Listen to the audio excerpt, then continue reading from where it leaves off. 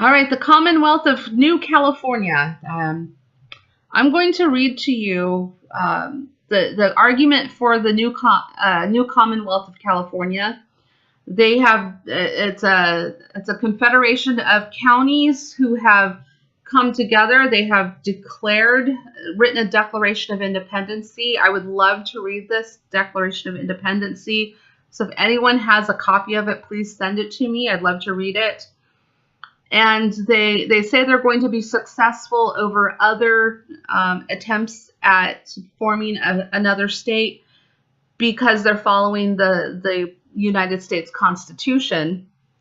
More specifically, they're following Article 4, Section 3, which talks about how to form new states in the United States. And so I'm going to read it word for word. Article 4 of the state, Section 3, new states. New states may be admitted by Congress into this union, but no new states shall be formed or erected within the jurisdiction of any other state, nor any state be formed by the junction of two or more states or parts of states without the consent of the legislatures of the states concerned, as well as of the Congress. So I would like to hear more on how they're using this to gain the new state. Because, New California is within the jurisdiction of the state of California. But I don't know if these rural counties have come together. I know they've done a Declaration of Independence. I don't know if if somehow that's removing them from the jurisdiction of the state of California. If they plan to have an election in New California in those counties and do a proposition where people in the counties vote on this. I think that would be very interesting. In California, we have what we call propositions. And what that does is if you think there needs to be legislation on something, you write that legislation and then you go out and you petition. You get signatures. And once you have enough signatures, you can get that on the ballot in the general election, and we call that a proposition. And the voters of California vote on those propositions. And so I'm wondering if that's how they're going to work it, by having this confederation act as a government within a government, sort of the way the country was founded when the founders were going to Philadelphia and meeting in the Continental Congress, which was a government within a government. I'm not sure how that's going to work. Also, the people that are laughing about this, and I admit I am very skeptical because I've seen attempts at forming a 51st state ever since I'm very young. But the same people that are laughing about this are people that are, still kind of holding on to the idea, or at least 6 months ago, were fighting to secede from the United States. Donald Trump was elected, so we're going to take our state and go home. We're going to take our state and leave, which would be fine because then Mexico would come in and invade with the federales, and La Raza will have won. La Raza is a movement, a Hispanic movement, Mexican movement that plans to take California and Arizona and New Mexico, take those, and Texas, take those states back for Mexico through occupation, which is, again, has also formed my views on immigration and illegal immigration. Because, again, when I was in school, because I am, my ethnicity is that I am Mexican, I was constantly tried to, they tried to constantly get me to join these groups. And I'm like, no, I don't believe in what you believe. I'm an American. I'm not, I'm third generation. The further out in generations you get, the more American we get. And we don't believe in the same things of taking over parts of this country through occupation. So, Mexico would have been happy if California seceded along with the rest of the country. But New California is a group of rural counties who are tired of seeing the same 3 or 4 cities tell the rest of the state how it's going to be. We are disenfranchised, and I felt so disenfranchised. I fought for 20 years from the time I'm in high school, and I started to see how things were. And I was active in college, and the college Republicans and the college, in the party, and volunteering for campaigns and things like that, because I didn't agree with the things that I saw happening, and I didn't believe the way that I was being told by these other groups of people. And I've tried it for 20 years and it didn't work, so I left because I got tired of fighting. And I'm glad to see that there's a new crop of people who are out there who are fighting, who really, really inspire me. The Latinos for Trump, Marco Gutierrez, Raymond Herrera, Hakeem, Will Johnson. I mean, all of you inspire me. All of you make me wish I was back there fighting the good fight, but I left because I just couldn't do it anymore. I'm getting old and tired. But it's funny because we do know some of the same people, because some of the people that I was down there in the trenches fighting alongside are still there, active and still fighting, which is good for them. But there are times when I want to take days off from being a political activist, and I just want to relax. But we are disenfranchised, and a lot of people have left California because we realized at the time that we left that it was a losing battle and we had given up. There is not an opposition party anywhere that has any statewide office in the state of California. There's not a Republican, and if there is one, please correct me. There might be one, if at all, that holds statewide office, where you're going to see Republicans or even a Green Party or a Libertarian Party person holding office in California is if it's a district and they're a representative. And that's where the only place that we really had a voice in California. But when you send them to California to sit in the House of Representatives, there's not enough of them to form an opposition to anything.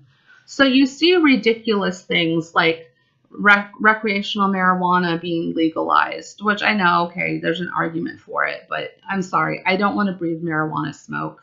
I don't want to breathe cigarette smoke, for that matter. I do not smoke. I want my lungs to be as smoke-free as possible. So you can ingest marijuana in other ways, and I have no problem with that. The third gender option on the California driver's license was approved because there's no opposition to saying, hey, biologically, there's only 2 genders. I don't care what you identify yourself as, there's only 2 genders.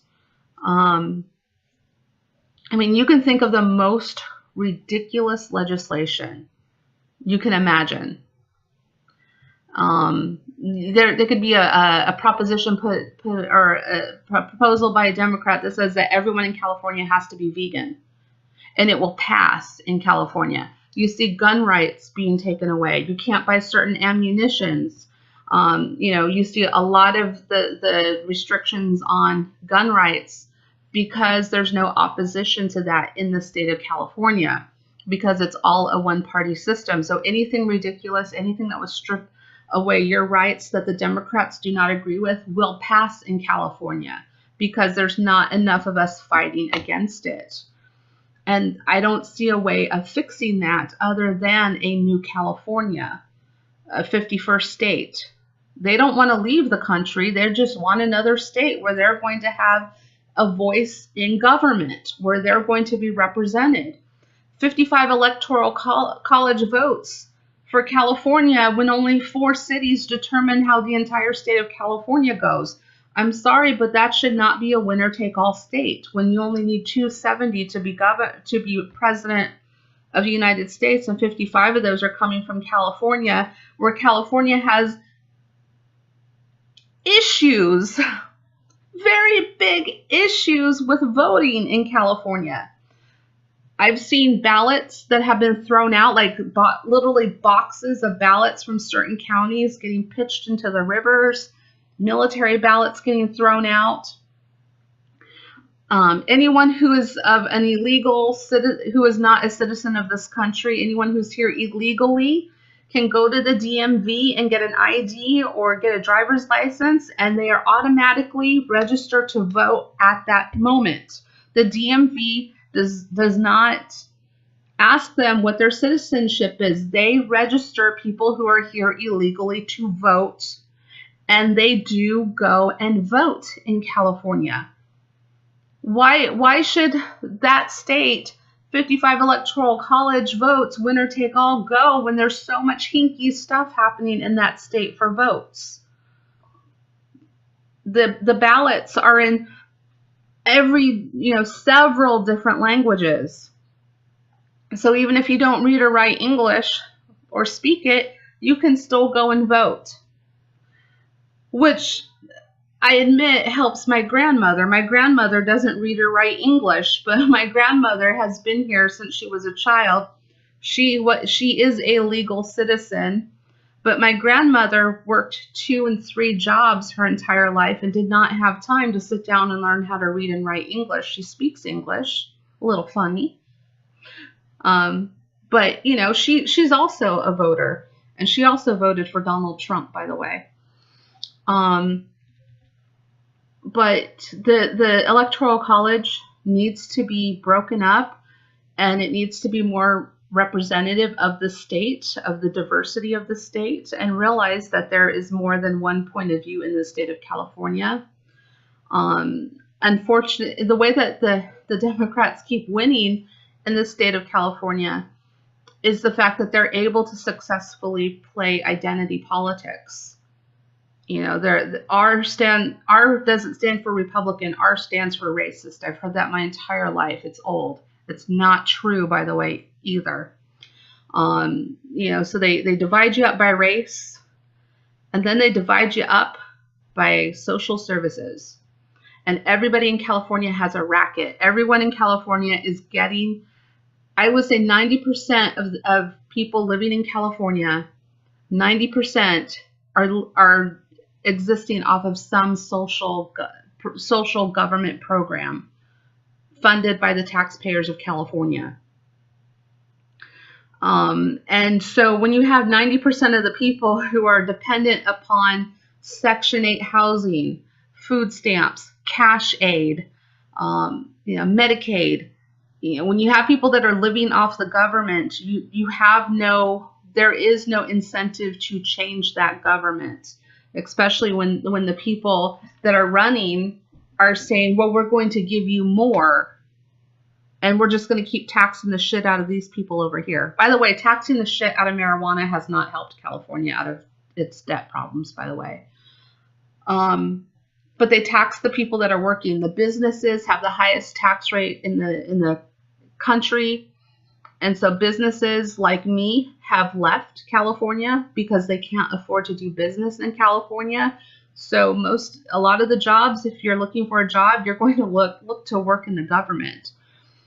And I've never in my life ever would have thought, oh, my dream is to work for the government. My dream is to work for the state of California. There's something wrong with your system of government if your dream as a child or your family's dream for you is to work for the government. There's something wrong with your government system.